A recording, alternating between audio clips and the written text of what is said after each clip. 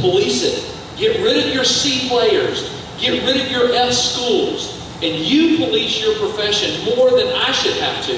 And then you won't have to worry about those kind of things that were addressed in that bill.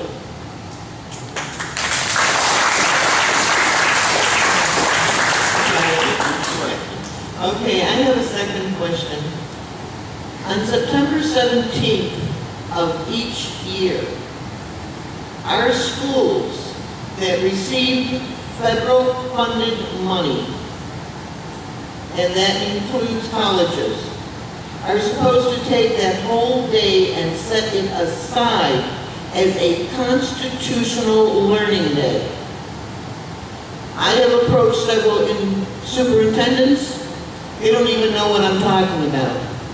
I have spoken with 11 people in Tallahassee. They won't even give me their last name after I asked for it 4 times. I have a list of 67 superintendents in the state of Florida.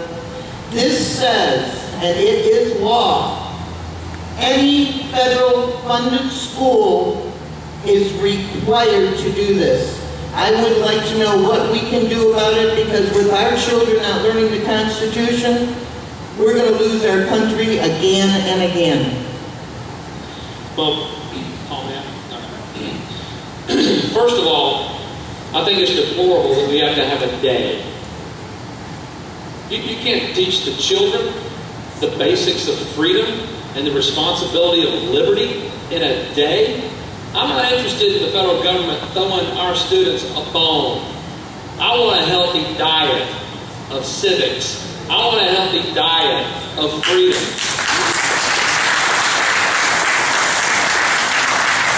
I'm not going to be fooled by that misdirection that I'm okay with one day.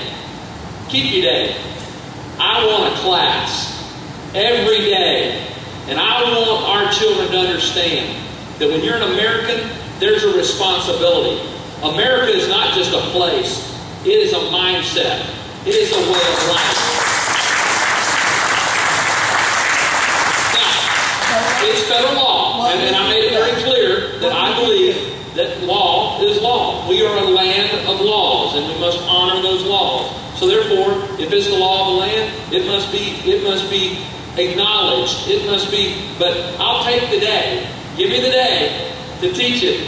But I'm telling you, I want every day in our schools to be teaching about what our forefathers did. I want our children to understand that we hold these truths to be self-evident. And if they could say that in today's vernacular, it would be, we hold these truths to be common sense. That all men are created equal and are endowed by their Creator with certain unalienable rights. And that among these are life, liberty, and the pursuit of happiness. The liberals, they don't like that document. They hate that document because that document talks about a God, nature's God. And they believe that you and I derive our rights from the government and not the God who made us. Our children need to know that.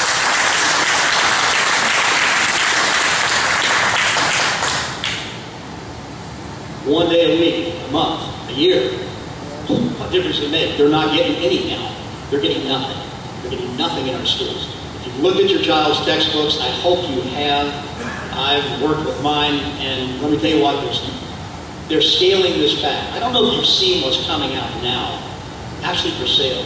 There are people out there selling documents, constitutions, with disclaimers on them, saying that these are not valid any longer because this was written 200 years ago. It has no pertinence on what we're doing today. Now that is what's coming out to our kids.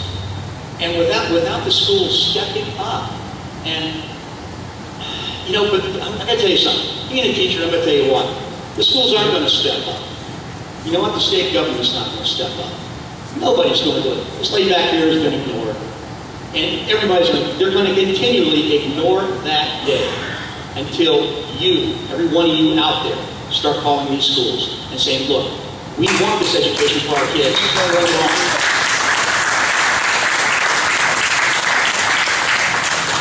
I mean, I know when I was growing up, we got a good education. We got it all. Of course, back then, you even had prayer in the morning. And you can see how far we've gotten away from that.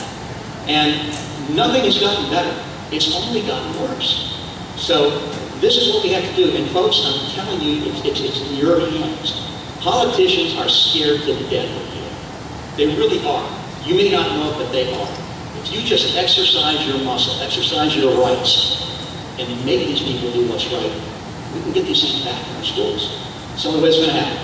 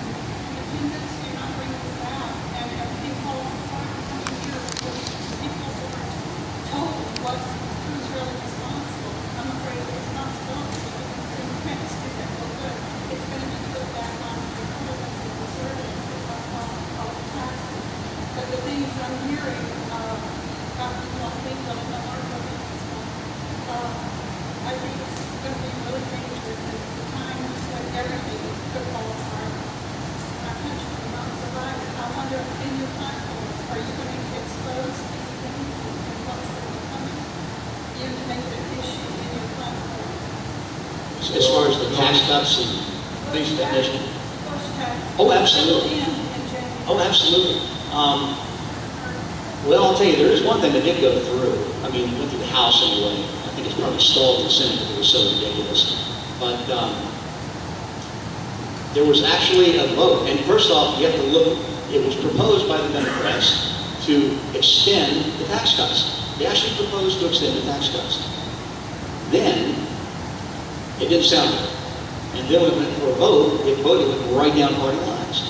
It was Democrats for extending the tax cuts, Republicans for not extending the tax cuts. Does that make any sense to anybody? No, it shouldn't. You look closer. And when you look at it, when you read the whole thing, it was written perfectly until you got to the end.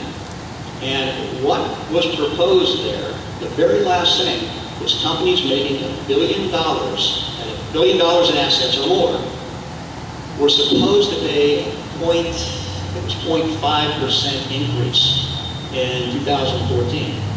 Well, that changed if this bill would have gone through the Senate. It went through the House.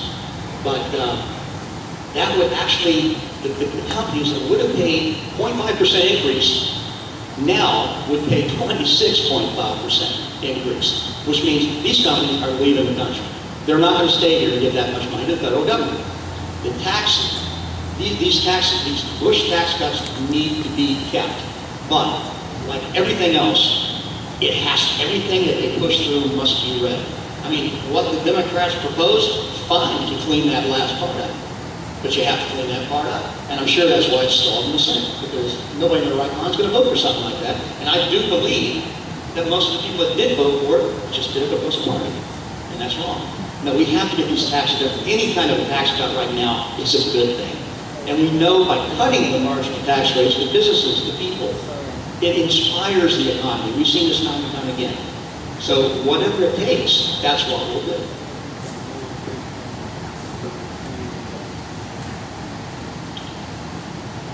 It doesn't look good. I wish I could tell you there's a magic wand. I wish I could tell you that by us not being involved in 2008 is not going to put more businesses out of business. I wish that I could tell you that the mistake the American people made in 2008 is not going to bring upon us greater pain. Because the scenario you just described will harm my 3 businesses, my family, and the people we feed. And so what I've got to do is we're going to have to make some real hard decisions, because this administration could care less about my employees. This administration could care less about me. It could care less about our family perpetuating a 55-year-old business. I believe that those tax cuts